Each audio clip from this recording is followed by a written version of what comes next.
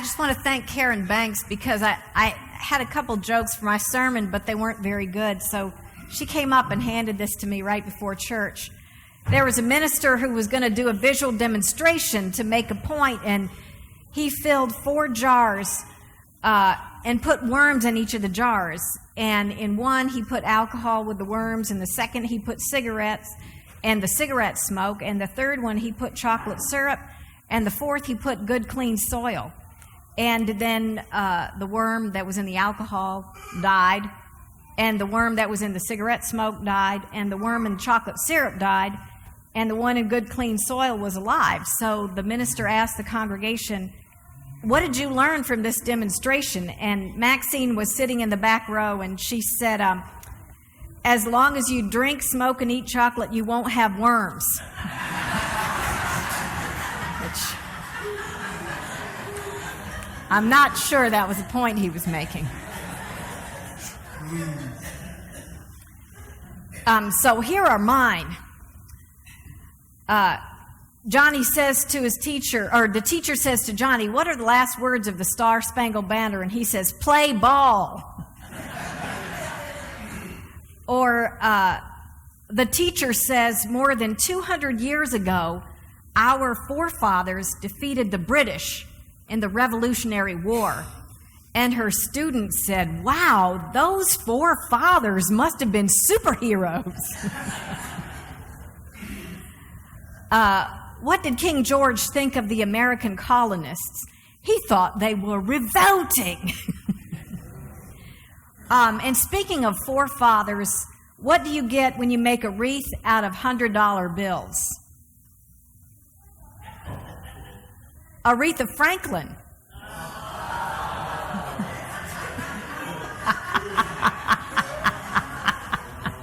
Yeah, it took you a minute for that one. So tomorrow is July 4th, 2016, and we celebrate Independence Day every day on July 4th.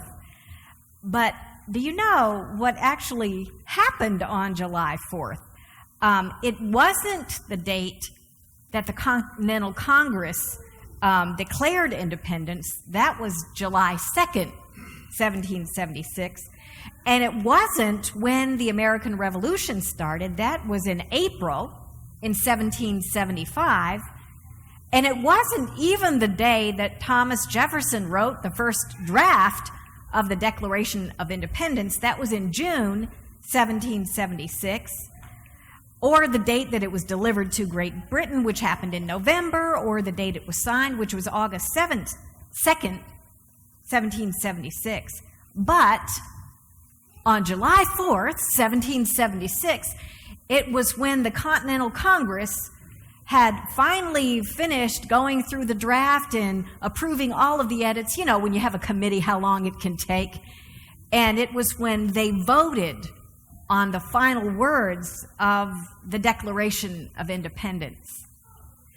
And I think it's worth it to take some of those documents out and read them again once a year, because you realize how brilliant these men were who had this vision of what we should be as a nation.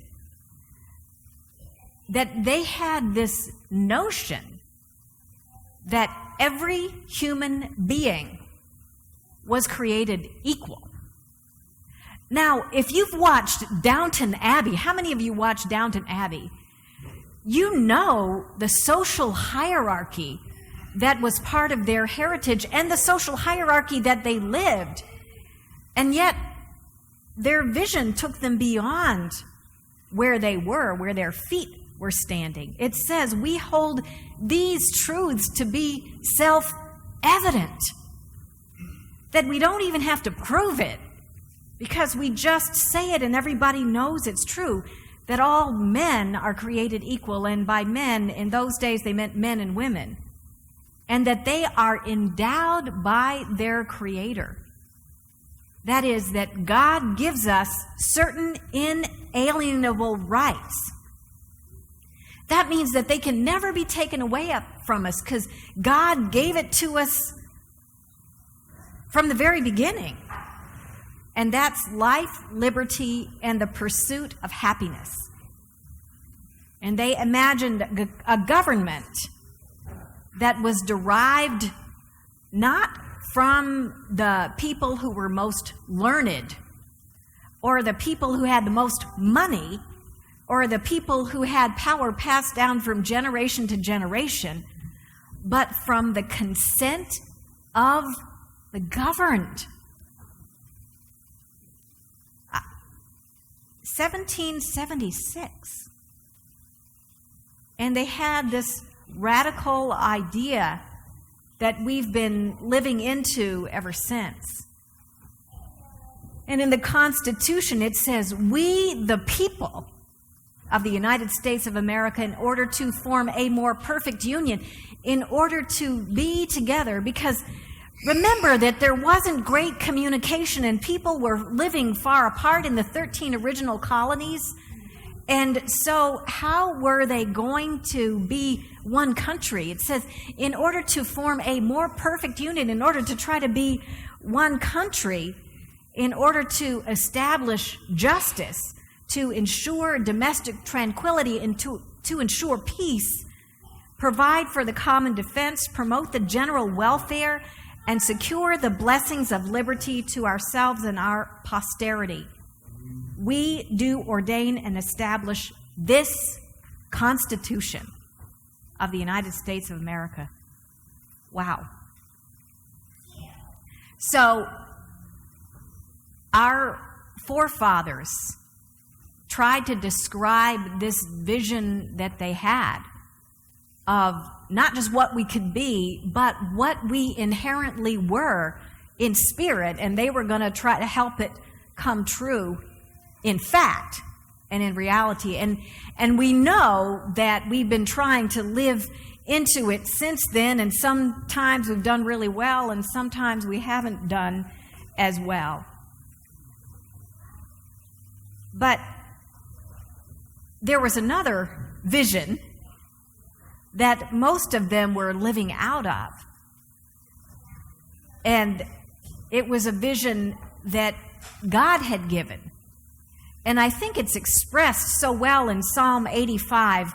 It's not printed in your bulletin, but I asked Jan to read it this morning because I couldn't quite get the sermon to gel.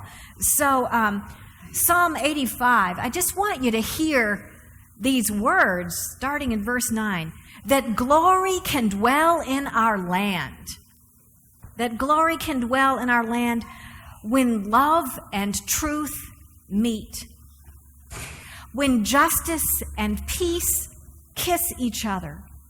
And truth can spring up from the ground, and justice will look down from the sky, and God will give us what is good. And justice will go before God and make a path. Make a path for God's way.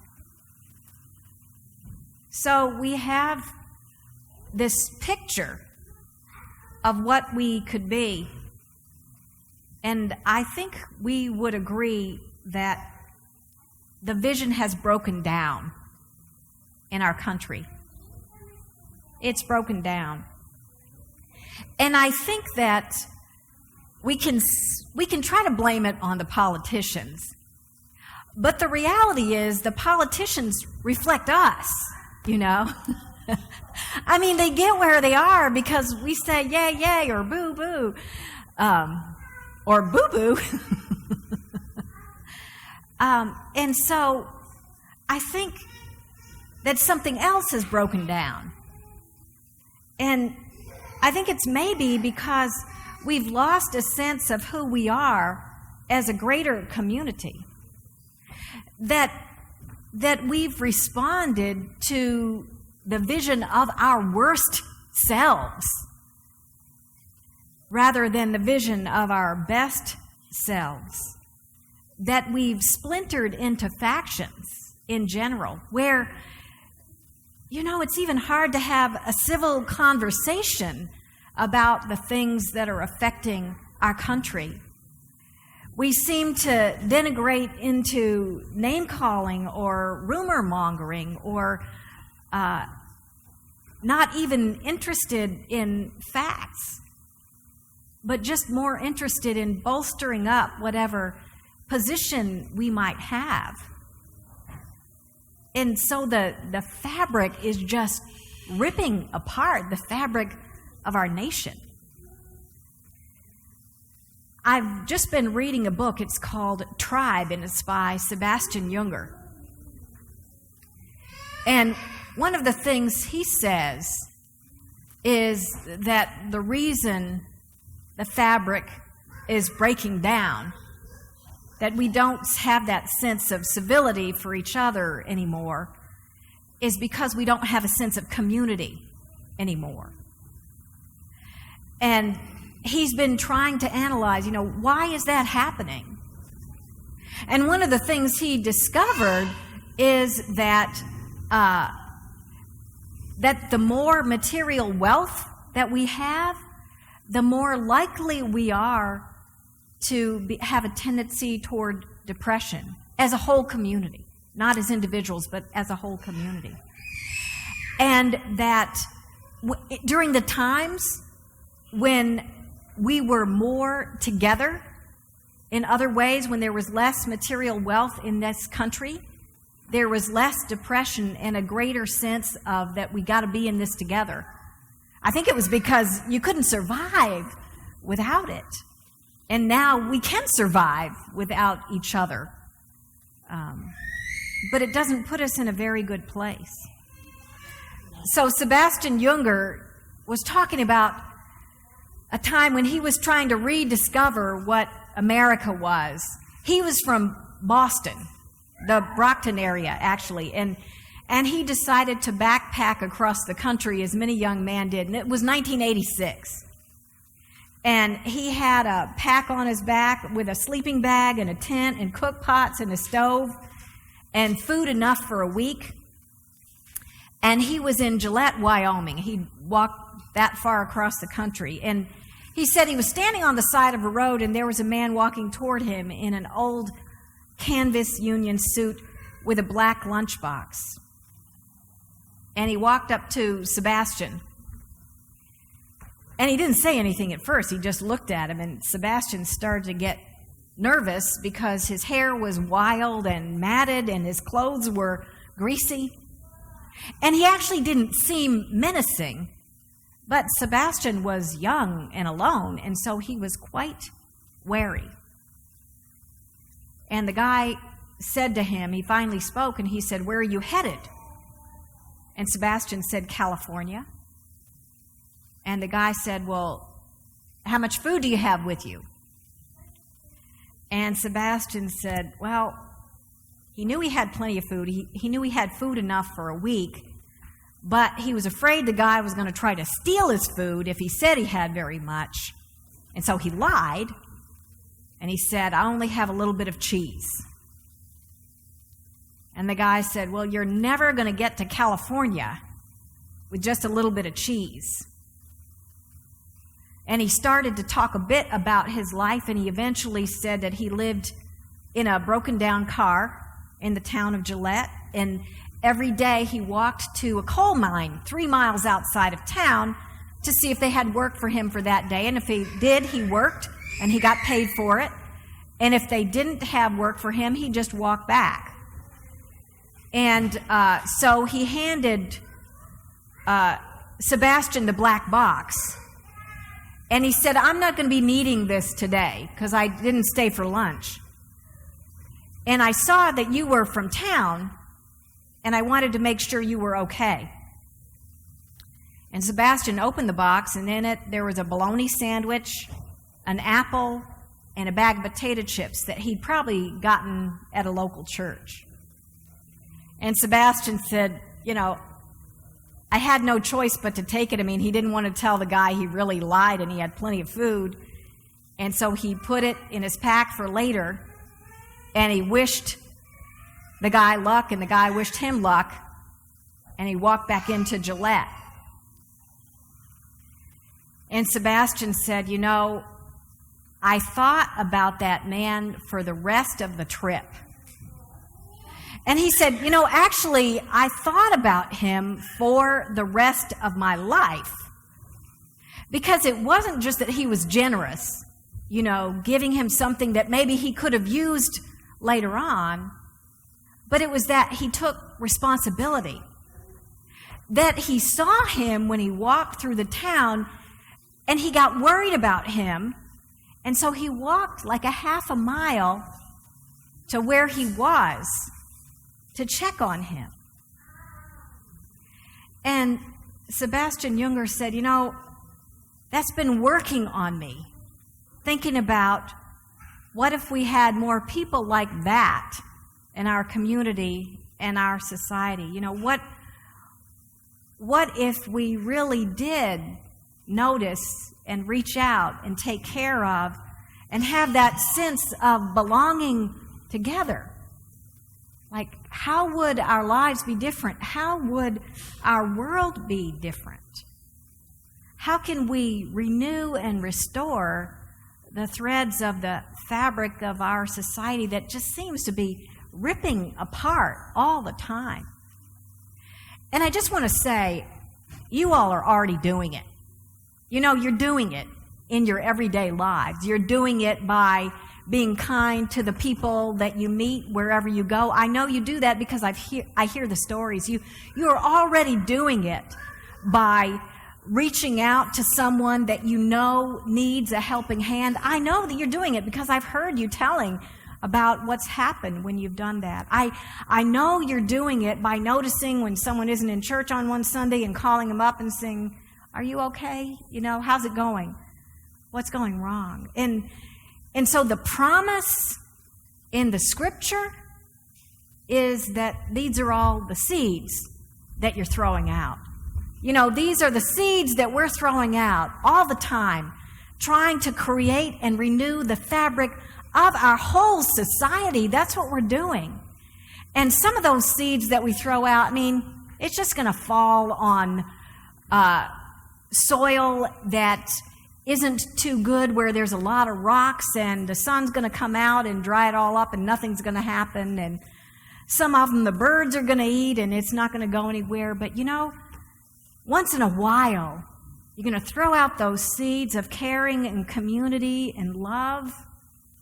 Just like the seed that this man planted in 1986, so many years ago, and never realized a whole book would be written about that one act. You're going to throw out that seed, and it's going to take root in somebody's life. And it's going to grow into this little plant that's going to grow into a bush, and it's going to grow into a tree. And the birds of the air will be able to take shelter in its branches. So I think the hope for us as a humanity, the hope for the United States of America, is the love and the justice and the truth and the peace that we live every single day in our lives, that's springing up from the ground and pouring down from the sky and coming together as a vision, the vision in which this great nation was born. Amen. Let's join together in singing "This Land is Your Land," and you have a whole bunch of verses printed in your bulletin. We're only going to sing 3 verses that are there. So let us join together in singing. Don't you want to stand up to sing this? It's rousing.